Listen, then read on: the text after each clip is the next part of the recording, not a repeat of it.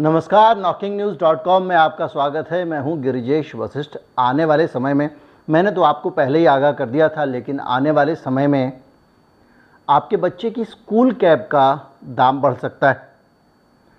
अगर आप कैब का इस्तेमाल करते हैं, टैक्सी का इस्तेमाल करते हैं या फिर ऑटो में जाते हैं तो भी ज़्यादा भुगतान करने के लिए तैयार हो जाइए। सरकार भले ही इसको कुछ करे या ना करे। इसके अलावा हो सकता है बिजली का दाम महंगा हो जाए, खाने की चीज़ें महंगी हो जाएं, और ये सब चीज़ें एक ही चीज़ से जुड़ी हुई हैं जिसके दाम बढ़ने वाले हैं। और मैंने आपको बताया था कि किस तरह से इसके दाम बढ़ने वाले हैं। और अभी जो बढ़ोतरी हो रही है करीब 40% की, ये बढ़ोतरी इस बार की है। 6 महीने बाद फिर से समीक्षा होगी तो हालात और विकट हो सकते हैं। कहीं मत जाइए, चैनल को सब्सक्राइब कर लीजिए। मैं अभी हाजिर होता हूं, लौट के आपको बताऊंगा कि इतनी सारी चीज़ों के दाम पे क्यों और कैसे असर पड़ रहा है। अगर आप इस चैनल को सपोर्ट करना चाहते हैं तो हमारा UPI ID डिस्क्रिप्शन में है। एक QR कोड भी आपको स्क्रीन पर दिखाई देगा, उसका भी इस्तेमाल कर सकते हैं।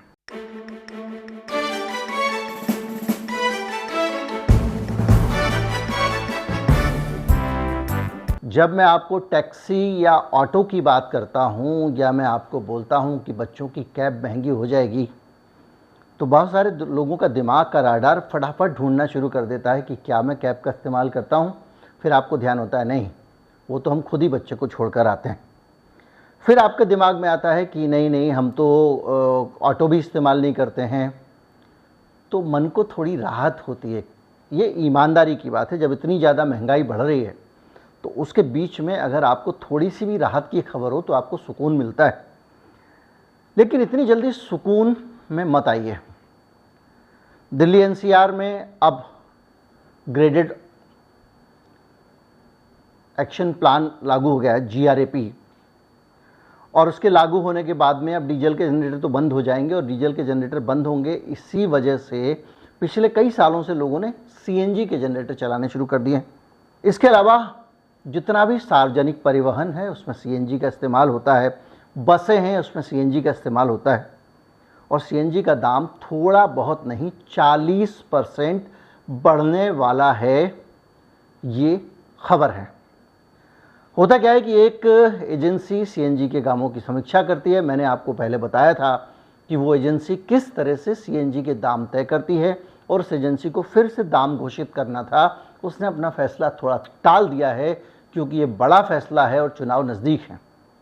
अंतर्राष्ट्रीय मार्केट में तो CNG महंगी हुई ही है, गैस महंगी हुई है कहना ठीक रहेगा, क्योंकि PNG में भी वही गैस जाती है। देशी डोमेस्टिक मार्केट में भी प्राइस बढ़ गया है, बल्कि रिलायंस की आप KG बेसिन वाली गैस लेंगे तो आपको और भी महंगी मिलेगी। और ये महंगी इसलिए मिलती है क्योंकि ये माना जाता है कि वहाँ पे गैस निकालना मुश्किल होगा। एक मोटा मैं आपको बताऊं तो भारत में जो नेचुरल गैस है उसकी कीमत $61 है, 500 रुपये यूनिट के आसपास है।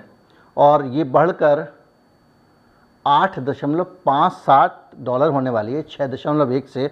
मतलब जो 500 रुपये यूनिट गैस थी वो 700 रुपये यूनिट के आसपास पहुंचने वाली है। अब ये यूनिट क्या होती है? ये यूनिट होती है BTU, यानी ब्रिटिश थर्मल यूनिट।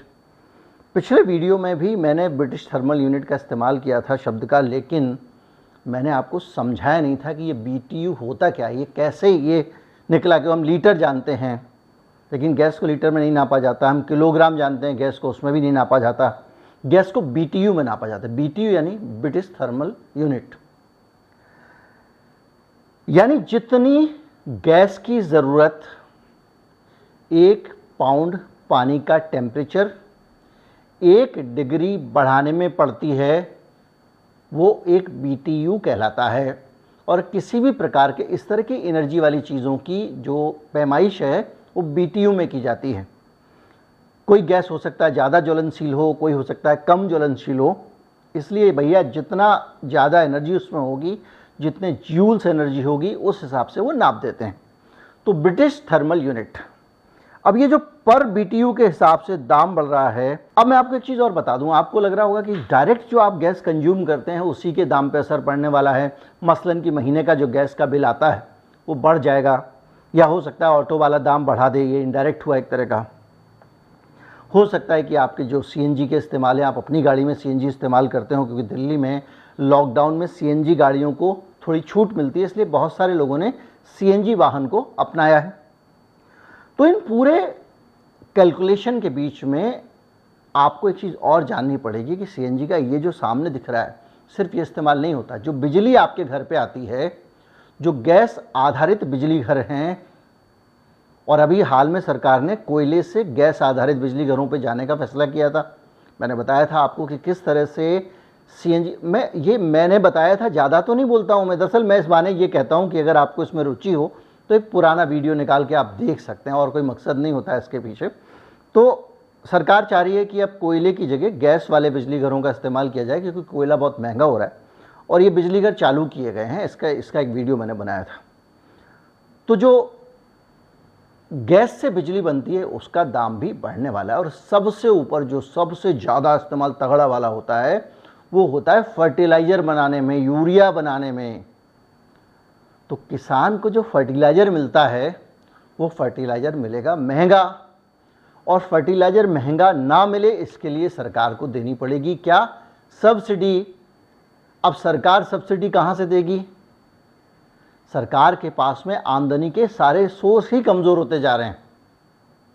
लोन लेती रही है, लेकिन अब जब लोगों के पास जमा कम हो रहा है, लोगों की अपनी बचत कम हो रही है, और बचत कम होने के कारण बैंकों में लोगों का पैसा कम जा रहा है, एक फैक्टर। दूसरा, बैंकों ने बहुत सारे पॉलिटिकल प्रेशर कहें या दूसरी वजहों से ज़्यादा से ज़्यादा लोन दे दिया बड़े बड़े उद्योगपतियों को।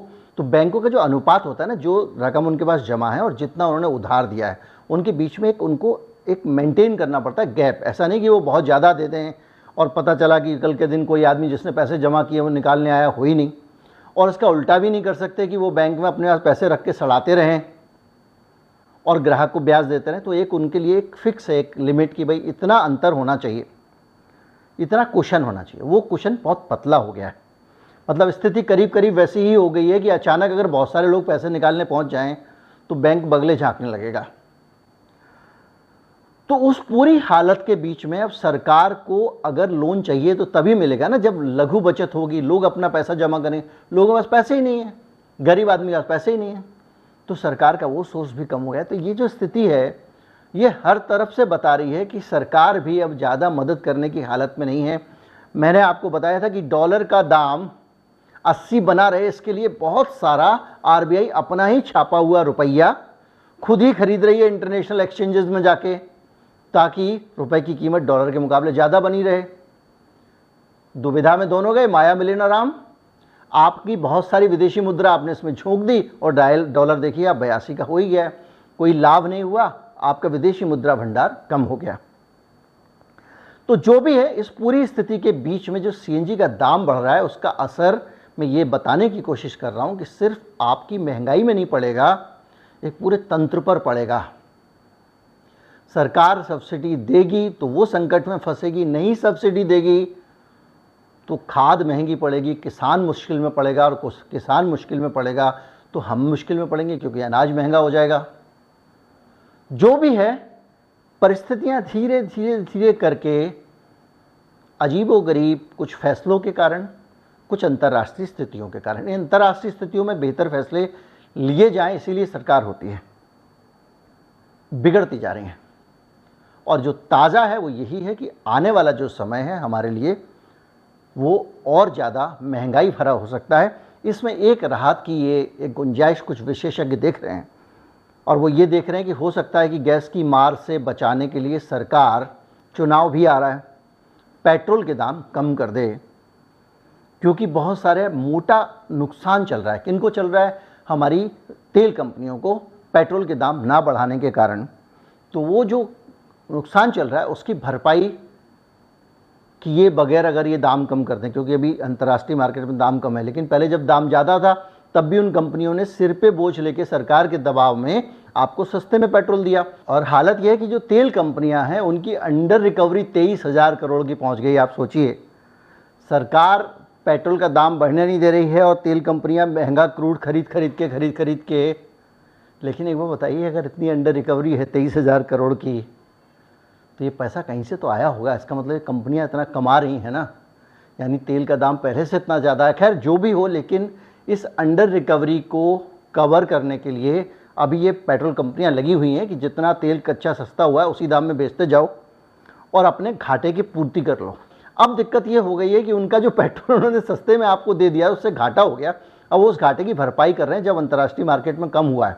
लेकिन सरकार ये हो सकता है चुनावी दबाव में कंपनियों को कहे भैया भरपाई बाद में कर लेना, अभी तेल कम कर दो, क्योंकि गैस ऑलरेडी महंगी हो गई है।